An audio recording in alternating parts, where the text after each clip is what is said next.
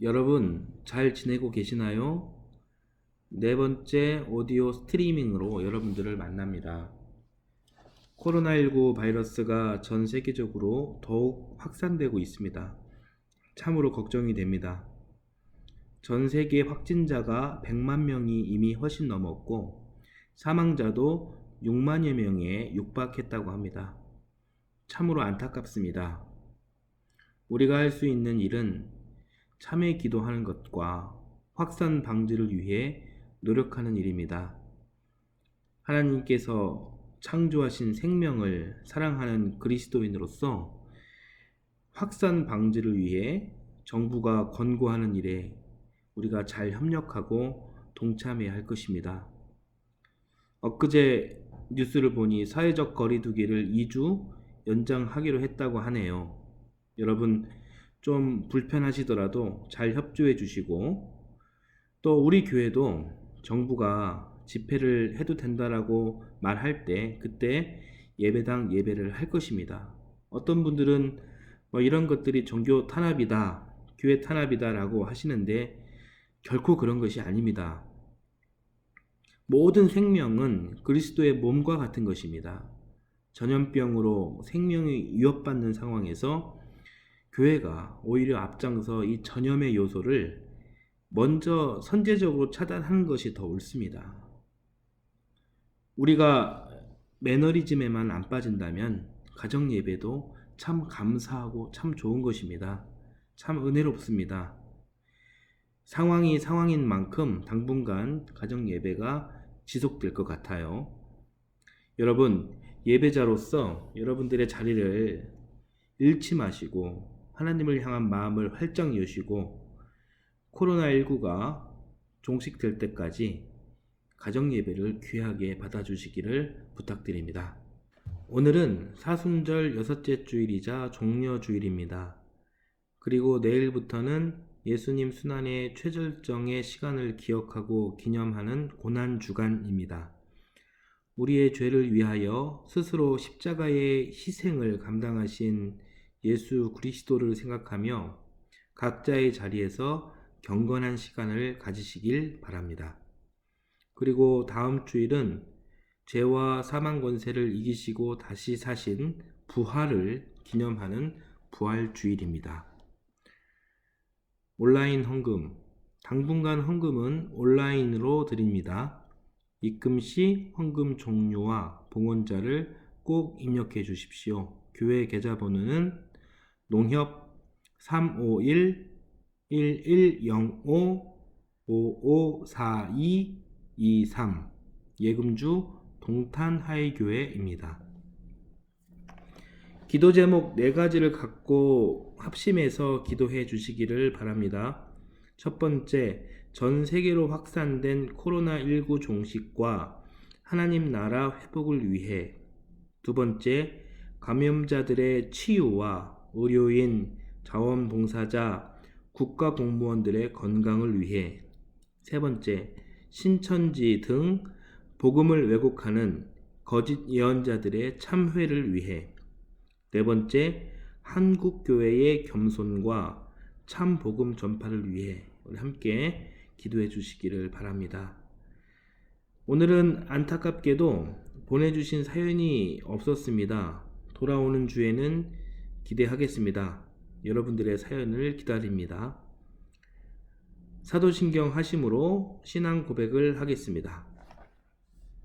전능하사 천지를 만드신 하나님 아버지를 내가 믿사오며 그 외아들 우리 주 예수 그리스도를 믿사오니 이는 성령으로 잉태하사 동정녀 마리아에게 나시고 본디오 빌라도에게 고난을 받으사 십자가에 못 박혀 죽으시고 장사한 지 사흘 만에 죽은 자 가운데서 다시 살아나시며 하늘에 오르사 전능하신 하나님 우편에 앉아 계시다가 저리로서 산 자와 죽은 자를 심판하러 오시리라.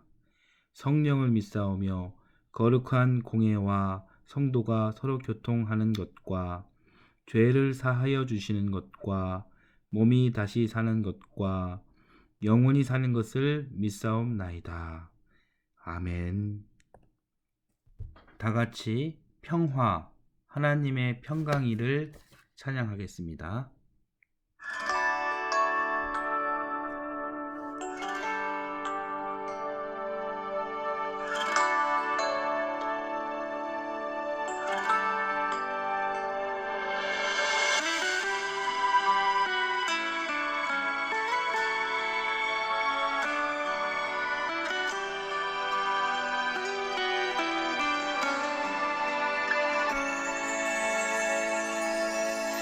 평화 하나님의 평강이 당신의 삶에 넘쳐나기를 평화 하나님의 평강이 당신의 삶에 가득하기를 축복합니다.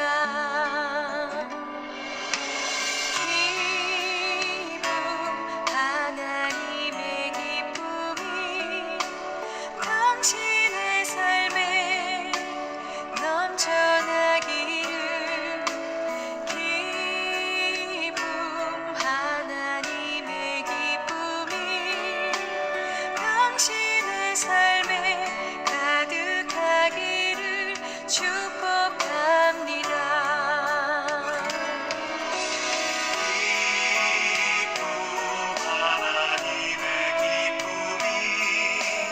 당신의 삶에 넘쳐나기를 기쁨 하나님의 기쁨이 당신의 삶에 가득하기를 축복합니다. 소망 하나님의 소망이 당신의 삶에 넘쳐나기를 소망 하나님의 소망이 당신의 삶에 가득하기를 축복합니다.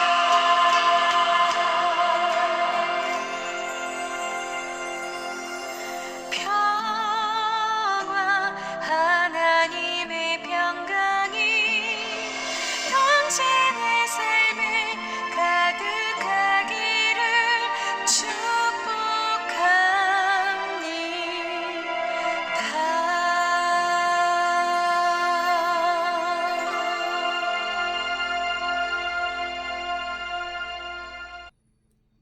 교동문은 129번 종려주일입니다. 시온에 따라 크게 기뻐할지어다.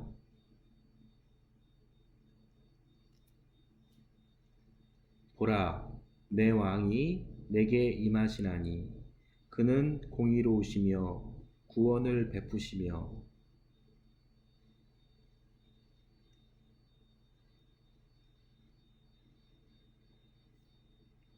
내가 에브라임의 병거와 예루살렘의 말을 끊겠고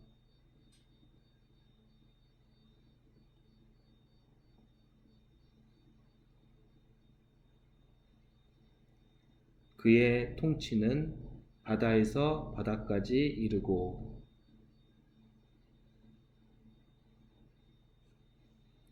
앞에서 가고 뒤에서 따르는 무리가 소리 높여 이르되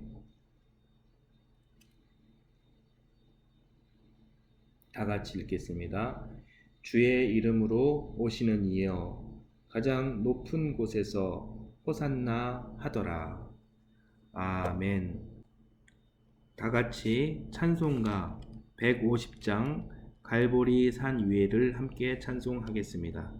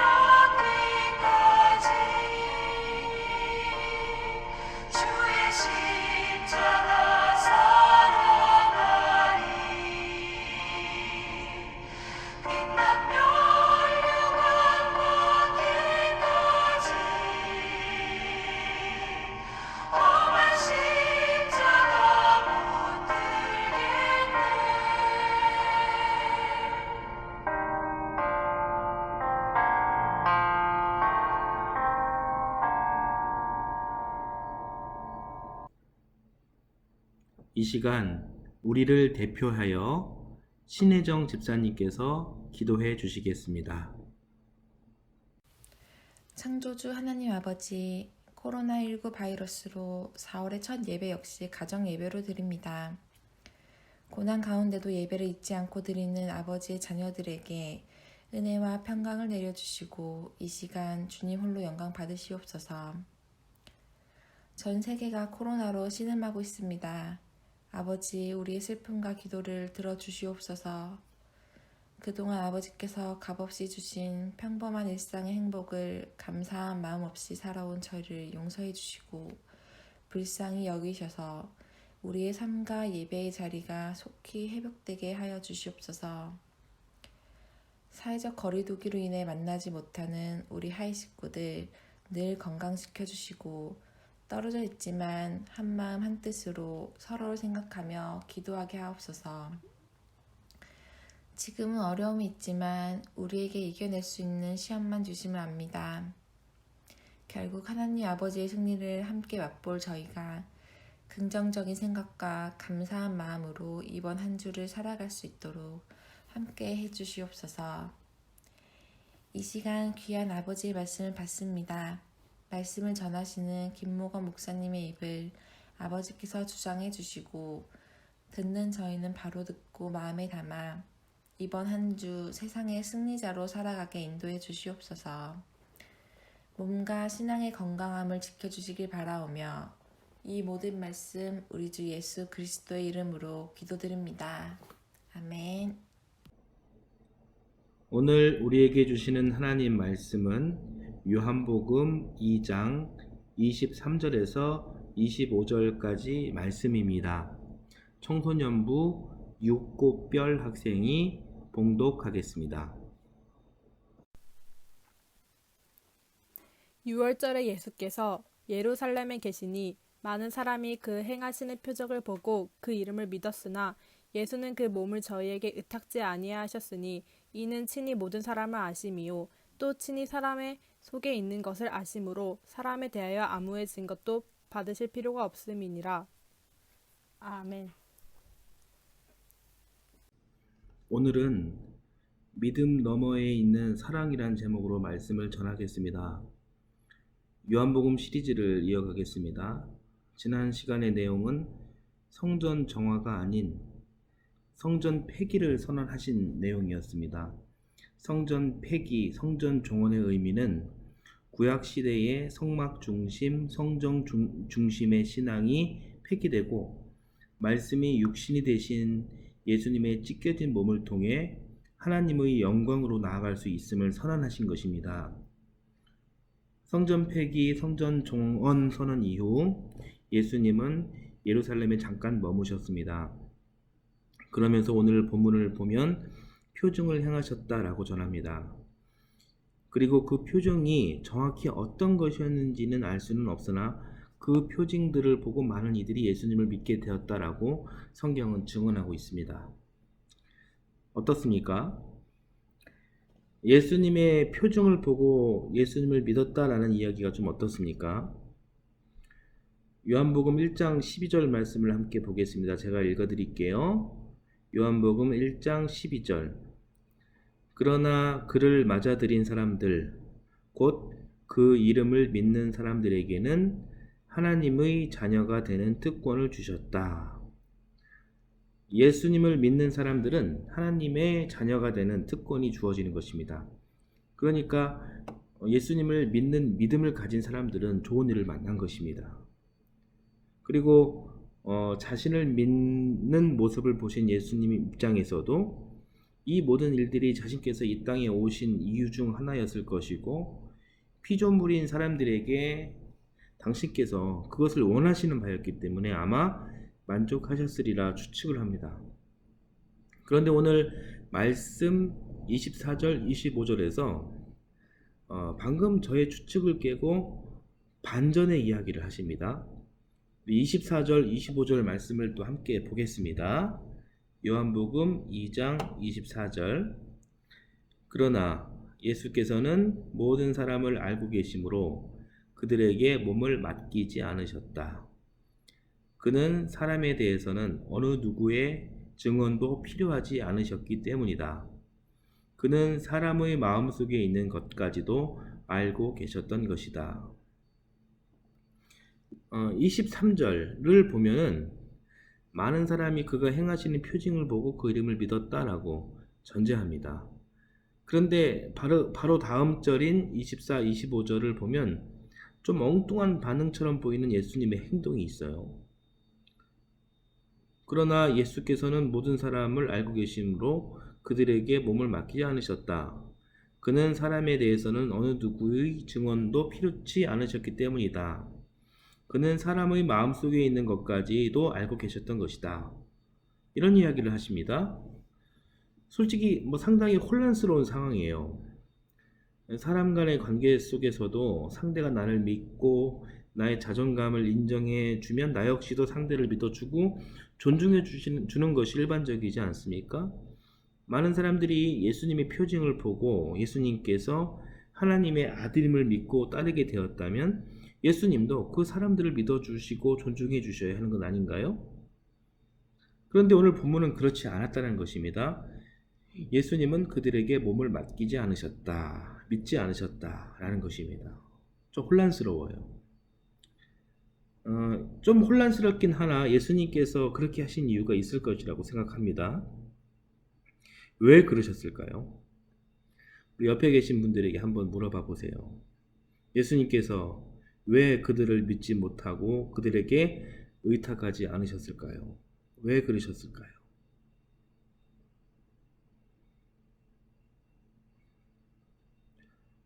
혹시 이런 이야기를 하신 분이 계실까요?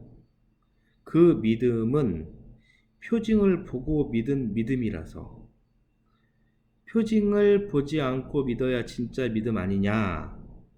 안 믿고 있다가 표징을 본 다음에 믿는 믿음이 무슨 진짜 믿음이냐? 이런 이야기 하신 분 계실까요? 실제로 많은 사람들이 그렇게 이야기합니다. 그렇게 생각하는 사람들에게 제가 다시 역질문을 하겠습니다. 그렇다면 표징을 통해서 믿은 믿음은 잘못된 것인가요? 우리 한번 생각해 보았으면 합니다.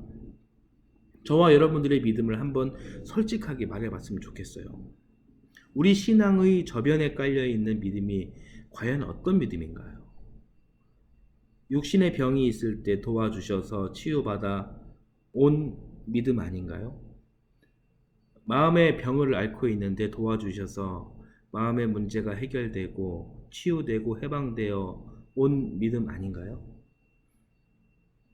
인생을 세상에 더하기 빼기로 살면서 도저히 답이 나오지 않아 곤란을 당하고 방향을 잃었을 때 그때 주님을 만나 공경을 극복하고 방향을 잡게 되어 온 믿음 아닌가요? 살면서 생각지도 않고 기대치도 않았는데 부모님께서 기도해 주시고 할아버지가 기도해 주셔서 기적 같은 일들이 나에게 일어났다고 이것은 기도의 힘이다라고 고백하면서 온 믿음 아닌가요? 몇 가지 사례를 말씀드렸는데 내 신앙 저변에 깔려있는 믿음이 위의 사례 어느 것 하나와 유사한 믿음이라면 그 믿음은 표징을 통해 온 믿음입니다. 그런 믿음을 제가 비하하려는 것이 아니에요. 사실 위의 사례들 다 저의 이야기입니다. 저는 참 부족한 사람이라서 표징을 보고서야 믿음을 갖고 목사가 된 케이스입니다. 그렇다고 제가 잘못됐습니까? 표징을 통해 믿은 믿음이 잘못된 것인가요? 그렇지 않습니다. 전혀 그렇지 않습니다. 오히려 그 표징들 때문에 세상의 가치를 쫓아 살 뻔한 내 인생이 주님을 바라보게 되었습니다. 아주 좋은 영향을 받은 일이 있죠. 하나님께서 제 인생에 개입하셔서 그리고 우리 인생에 개입하셔서 동행해 주시고 미처 미련해서 깨닫지 못한 일들을 깨닫게 해주시고 임마누엘 주님께서 우리와 함께 하시는 일 속에 많은 기적들이 모여 오늘 내가 그리고 여러분들이 우리가 이렇게 신앙생활하고 있는 것 아니겠습니까? 불충하고 의심 많은 우리들에게 그런 표징을 보이셔서 오늘 우리들 신앙에 영향을 끼친 것은 100% 감사한 것이고 100% 좋은 일입니다. 표징을 보고 믿은 믿음은 좋은 것입니다. 이 믿음 때문에 예수님께서 오늘 본문 말씀에서 믿는 자들에게 자기의 몸을 맡기지 않으셨다라는 해석은 틀린 것입니다. 그러면 다시 묻겠습니다. 뭐가 문제일까요? 예수님은 왜 자신을 믿은 사람들에게 자신의 몸을 의탁하지 않았을까요? 표징을 보고 예수님을 믿게 되는 3단계 과정은 먼저 표징을 본다. 두 번째는 예수님이 어떤 분임을 알게 된다. 세 번째는 예수님이 신이심을 인정하게 된다. 입니다. 본다, 안다, 인정한다. 이게 믿음의 3단계입니다. 이런 믿음이 있으면 믿는 자에게는 놀라운 일이 벌어집니다. 믿는 자에게 놀라운 선물을 믿는 자들은 놀라운 선물을 받게 되는데 그 선물은 요한복음 1장 12절 아까 읽은 말씀이에요. 그러나 그를 맞아들인 사람들 곧 그 이름을 믿는 사람들에게는 하나님의 자녀가 되는 특권을 주셨다. 믿는 자들에게는 하나님의 자녀가 되는 특권을 선물로 주십니다. 엄청난 거죠? 우리는 그냥 보고 알고 인정했을 뿐인데 하나님의 자녀가 되는 특권, 이 무엇입니까? 영원한 생명을 허락받는 것이죠.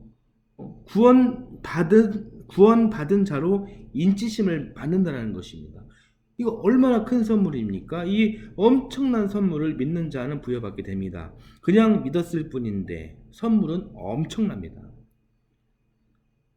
사실 이 선물이 정말 귀한 이유는요, 우리 인생에 있어서 이 선물이야말로 궁극적인 것이기 때문이에요.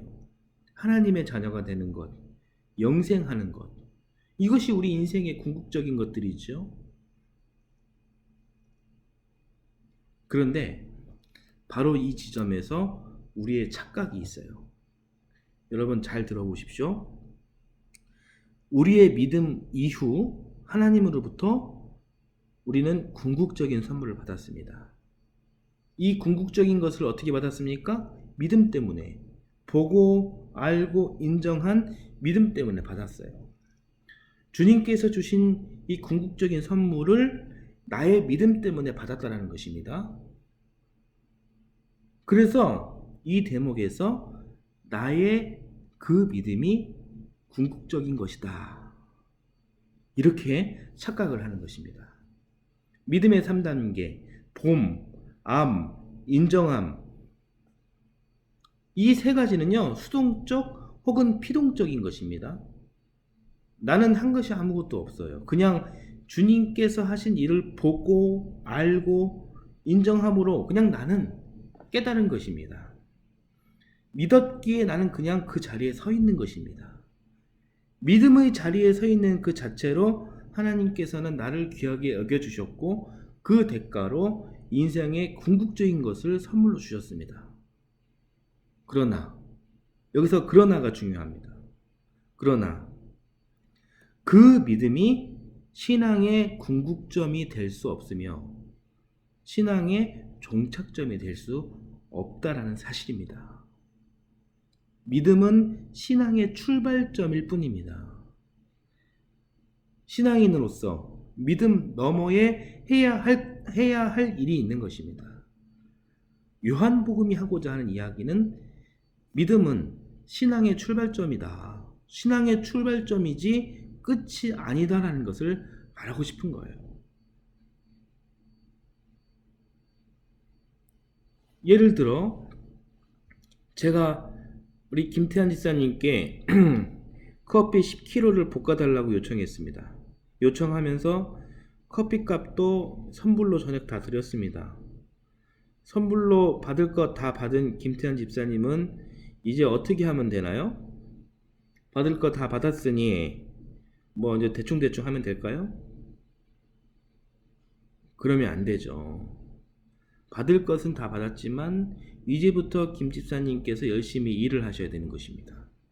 우리 김 집사님은 늘 그렇게 해오셨어요.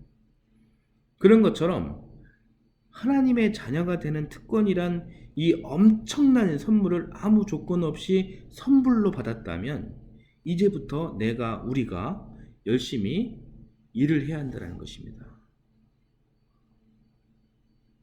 무슨 일을 할까요? 우리 옆 사람에게 한번 물어봐 주시겠어요? 이제 무슨 일을 하면 될까요?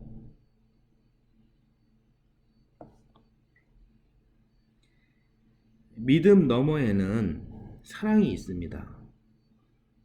사랑이 있어요. 예수님을 사랑해야 합니다. 이것이 중요한 것입니다.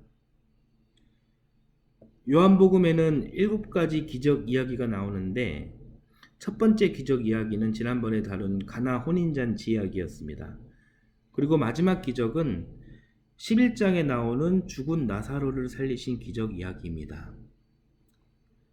요한복음 여행을 하면서 모든 기적 이야기를 아마 다 다룰 것입니다. 그런데 이 기적 이야기들 안에는 특징이 하나 있어요. 그 특징이 뭐냐면 점점점 예수님과 믿는 자들의 거리감이 좁혀 나간다는 것입니다. 마지막 기적 이야기를 잠깐 봐볼까요? 요한복음 11장 3절 5절 말씀입니다. 요한복음 11장 3절 5절 말씀 우리 함께 보겠습니다.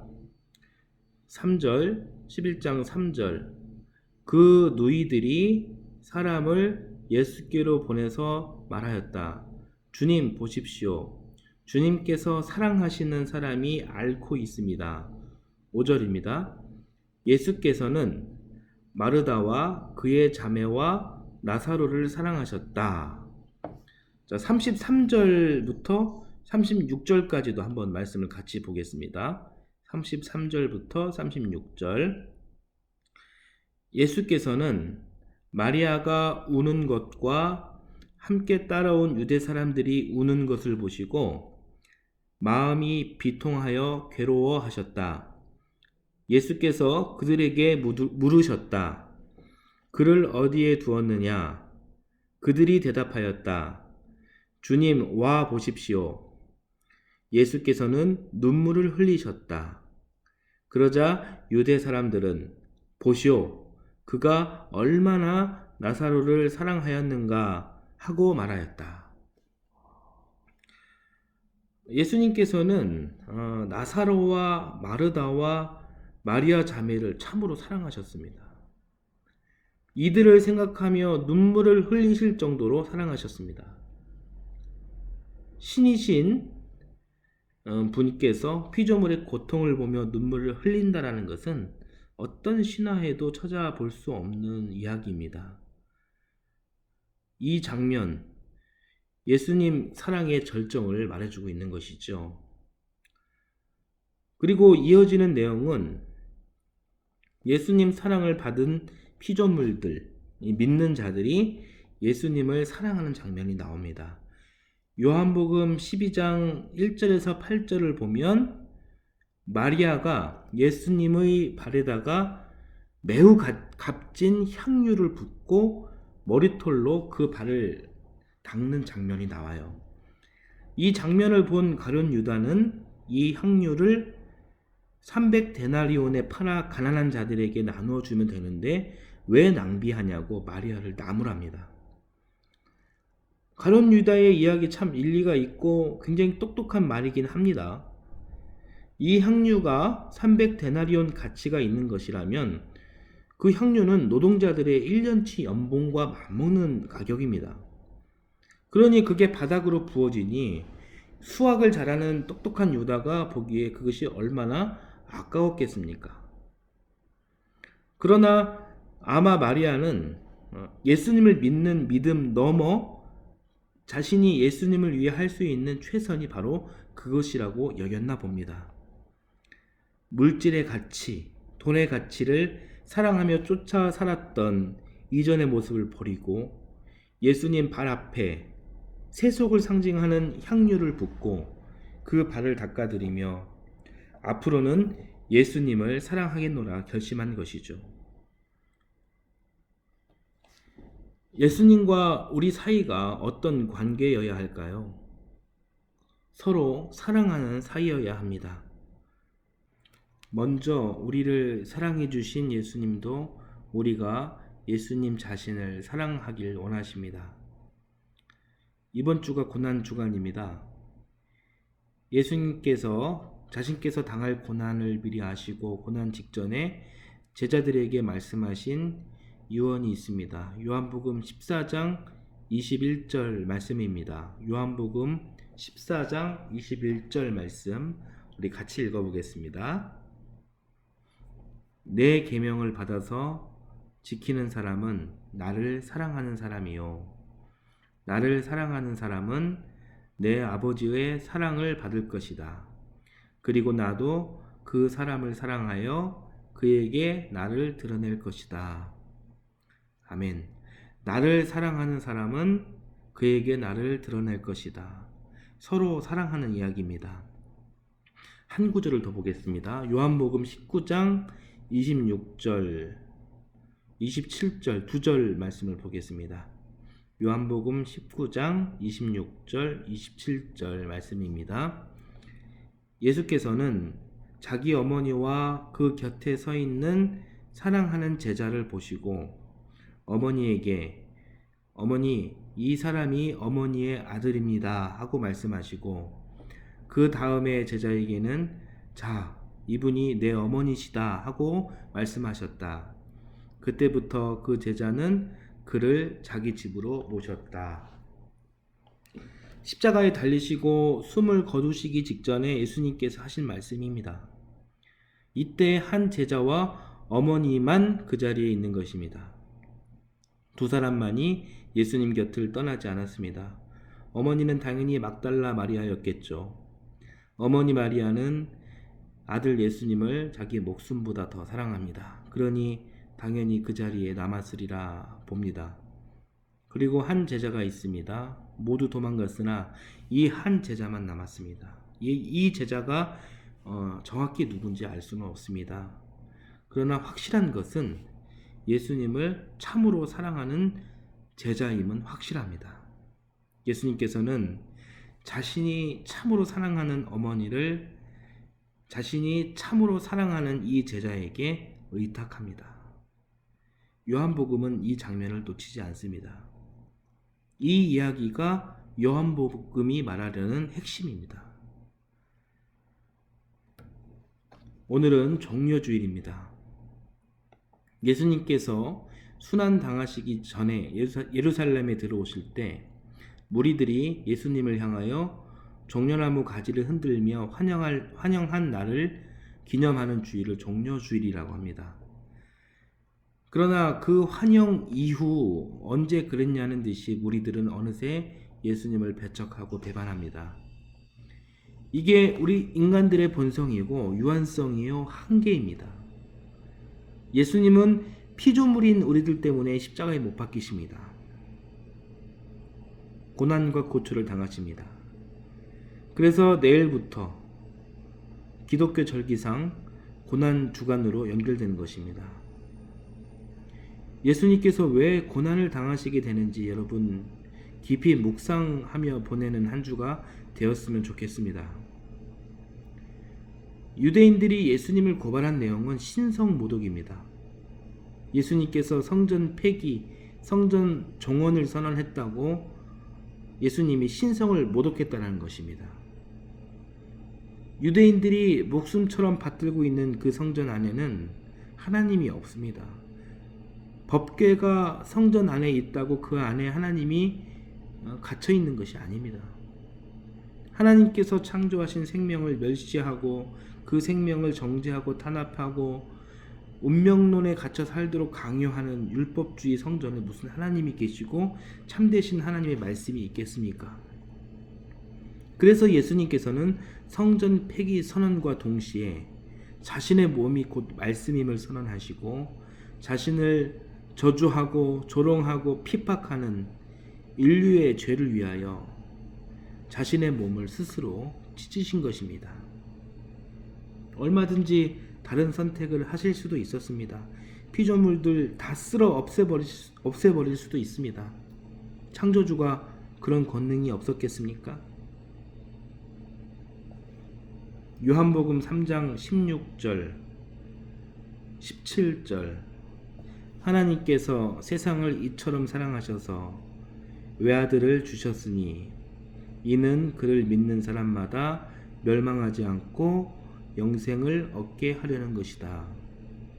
하나님께서 아들을 세상에 보내신 것은 세상을 심판하시려는 것이 아니라 아들을 통하여 세상을 구원하시려는 것이다. 이 하나님의 원리를 통해 예수님께서는 생명 창조, 생명 구원의 역사를 다시 복원하시고자 하십니다. 예수님의 이 사역 중심에는 믿음 너머에 있는 사랑이 있습니다. 오늘 말씀을 정리하기 위해 본문으로 잠깐 돌아오겠습니다. 표징을 통해 예수님을 믿게 된 것은 좋은 것입니다. 감사한 일입니다.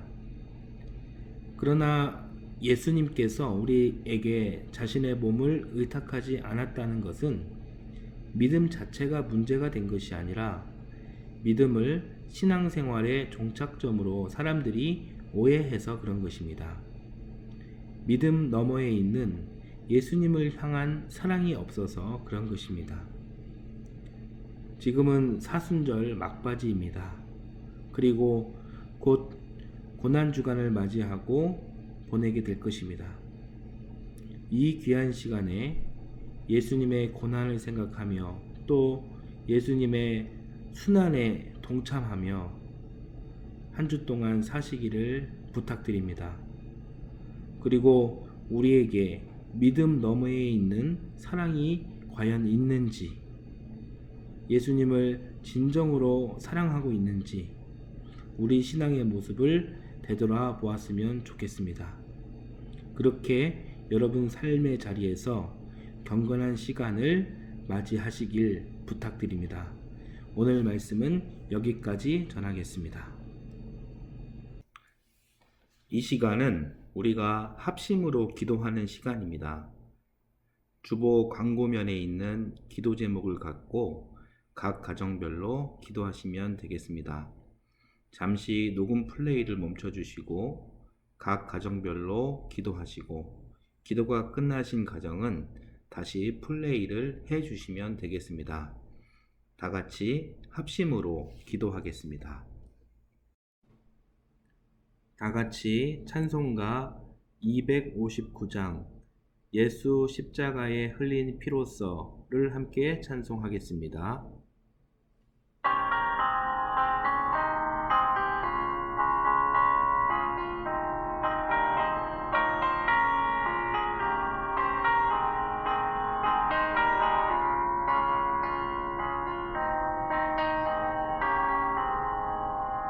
예수 십자가에 흘린 피로써 그대는 씻기려 했는가. 더러운 죄 그대